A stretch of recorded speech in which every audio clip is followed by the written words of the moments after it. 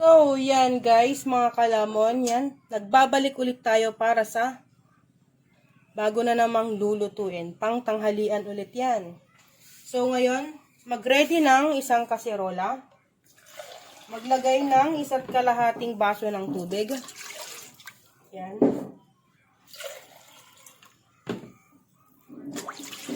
Then, ilagay sa high heat ang ating apoy.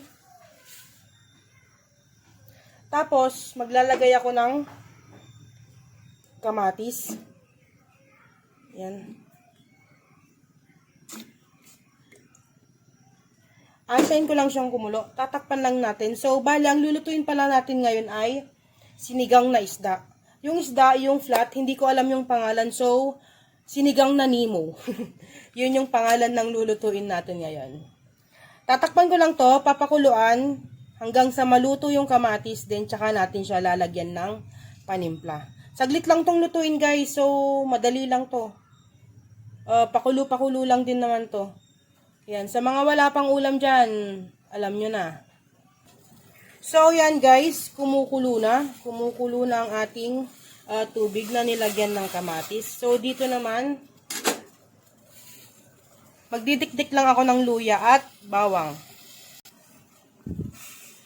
Yan, didikdikin ko lang tong bawang. Ay, nalaglag.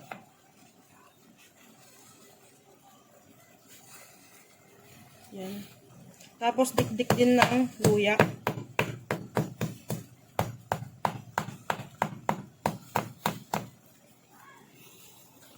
Yung nadikdik na bawang, ilalagay na natin. Tsaka yung luya. Yan. Luya. Halu-haluin lang hanggang sa maluto yung kamatis natin.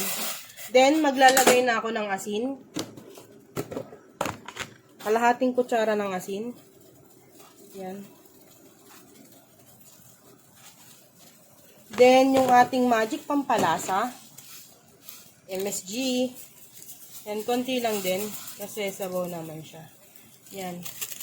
After nun, lulutuin lang ulit natin tong kamatis. Yan. Medyo pipigain lang para lumabas yung katas ng kamatis at para magkakulay din yung sabaw. Yan. Yung kamatis na yung magsisilbing kulay ng sabaw. Yan. Medyo ano na siya, orange na siya. So, tatakpan ulit natin siya. After 2 minutes, balikan ulit natin.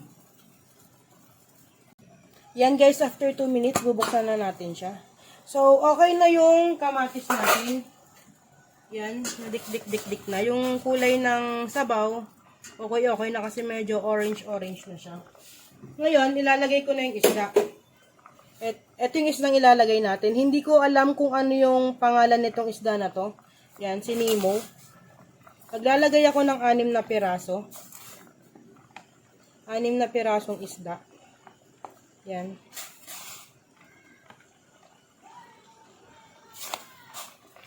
Then, tatakpan ulit natin siya at hahayaan natin kumulo ng mga 3 minutes ulit. Yan, takip. Magantay ng 3 minutes, tsaka natin siya bubuksan ulit. So, yan, after 3 minutes, yan na yung magiging itsura niya. Then, ngayon, ilalagay na natin yung gulay o yung pechay.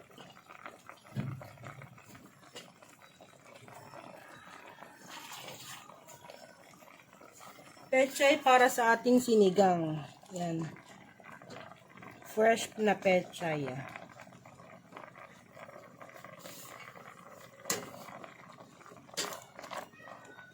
So, ganun lang ulit. Tatakpan lang ulit natin. Yan, hanggang sa kumulo ng kumulo yung sabaw ng isda natin at maluto yung pechay niya. Yan. Yung ginagawa ko, pinagsusunod-sunod ko na lang yung mga ingredients para madali na lang sundan. Guys, after ng ilang minuto, yan na yung magiging itsura ng pechay na nilagay natin. Yan. Patuloy lang siya sa pagkulo. Then, after nitong pechay, maglalagay na tayo ng siling pansigang. Yan. Siling haba. Para mabango yung sinigang natin. Mabango yung sabaw. Siyempre, masarap yung pagkain. Mabango kasi to pag nahihalo sa mga pagkain. Yan. Pampabango na rin nung ulam natin. Yan. Pakuluan lang natin siya ng konti. Then, maglalagay na ako ng sampalok mix. Pampaasim. Yan.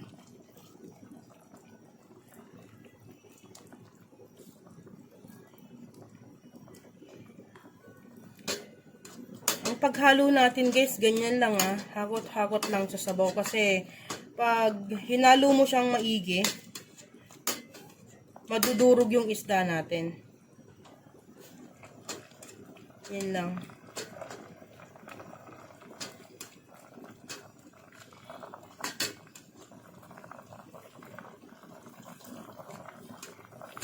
Yan, haluin lang natin ng ganyan hanggang sa maging pantay yung lasa ng sabaw natin. May halo ng maayos yung sinigang mix na, yung sampalok mix na nilagay natin. Yan.